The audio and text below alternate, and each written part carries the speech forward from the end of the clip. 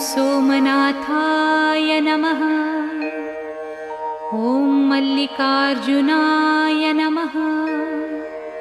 ॐ महाकालेश्वराय नमः।